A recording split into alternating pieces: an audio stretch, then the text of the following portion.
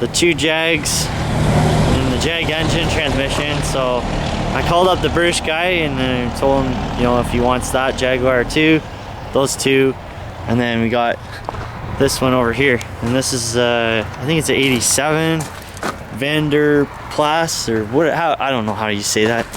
Anyways, this one the mice got into and whatnot. You can see full-size spare tire, and then the mice got in there, and nice rims. But what makes this one unique is it's got the symbol still on the hood. I would think that that's about $100 symbol right there all day long. You know, everybody's gets ripped off, I guess. And I got the cameras and everything up here in Rodney, so we should be good for not getting that one ripped off. But yeah, anyways, we were testing to see how much PSI we got on this plow truck, because it just up and quit one day, and I wanted to see how much PSI was at the fuel pump. So I made a homemade gauge here. Couldn't figure out, we had lots of spark, well, it was a weak spark, but we had spark. Anyways, we tested it and we only had 38 PSI. It goes right to, right there's the 40. Anyways, yeah, we just had just shy of that. So anyways, and I put the Schrader valve there and then that there, and so anyways, I'd like to get this up and going again. This is a good battery. This is the bad battery, and that battery's just along for the ride. Anyways, from all the spare fuel pumps I had kicking around, I just we found one that was pretty close, and we reused the thing and we plopped that in there. So now it's just a matter of hooking it back up and hopefully having a working truck again. But yeah, it's we just kind of cobbled it together from all the recycled parts. It was slightly different, but had the right ends on it that we needed. So we'll get her going.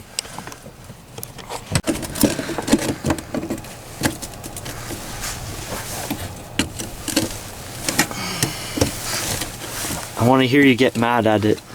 No, that's not going to happen. You think it'll... We got a really bad bend. I'm going to bend that bar out.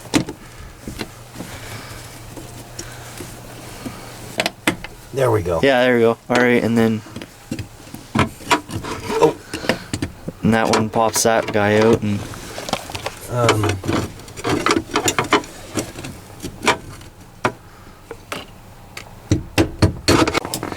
Okay. Let's see how much PSI we got. Turn the key on.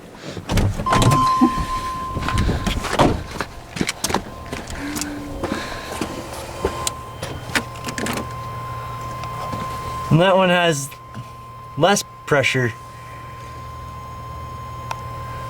Yeah, that one has just slightly less pressure. Unless that gauge is wrong. Well, let's do a cold start here, see if she starts up. Ooh.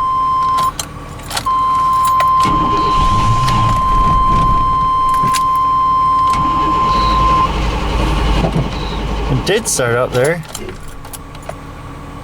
Did start up, just not idling right there.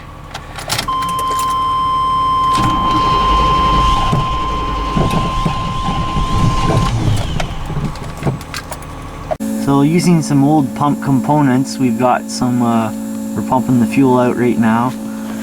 And it's looking okay, but it smells pretty bad.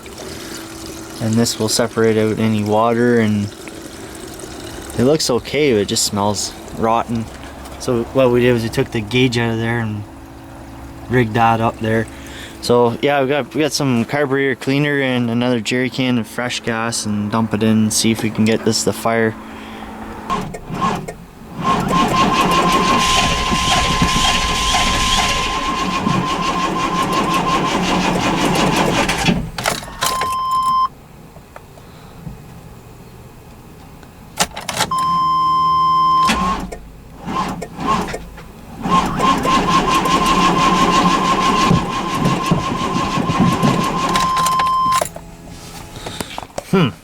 Okay, so yeah, we get the new fuel pump in and it was at the same PSI. You take the fuel pump off and then all of a sudden it jumps up to 50 PSI. The gauge was just a little stuck at 38 there, 40. So anyways, it still won't start. We got it on life support right here. And what I think is the issue is we checked some plug wire or some plugs the other day and it was okay. Okay, so you look at this and look at all the white corrosion there. So that'd be the result for the weak spark there. I just scraped that one right there and got it somewhat clean, but that could be part of the problem.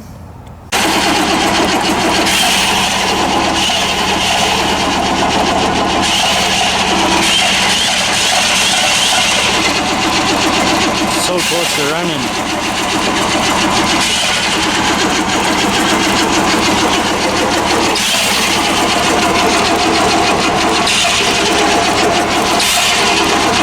I guess the battery will make a good stool there.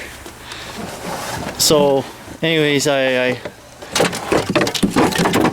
think we just have a weak spark because of this coil, and I got looking at it and I'm like, gosh, that looks an awful lot like that stupid Jimmy I got. So what I did was I just took the whole kit and caboodle off of the Jimmy because it looks pretty new if you look over there.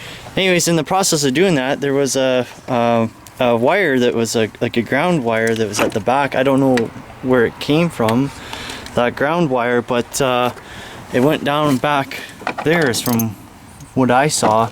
But yeah, so it was a very corroded connection, so maybe that had something to do with it. But so anyways, we're just putting this guy in. I just plop it in, but it grounds out on the actual block. So yeah, it looks like we gotta have some fun here to put it in, but this might be the culprit right here.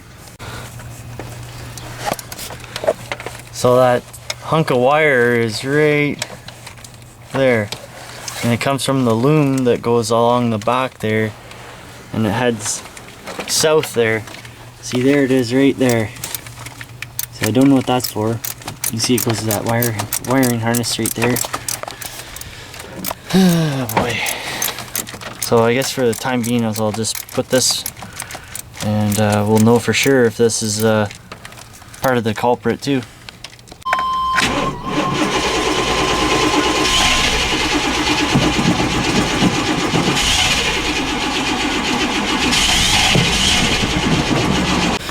I don't know what's wrong with this thing. Can't seem to figure it out what's going on, but we gotta get to the bottom of this because we need our plow truck sooner rather than later. But if anybody has any ideas, be sure to let me know.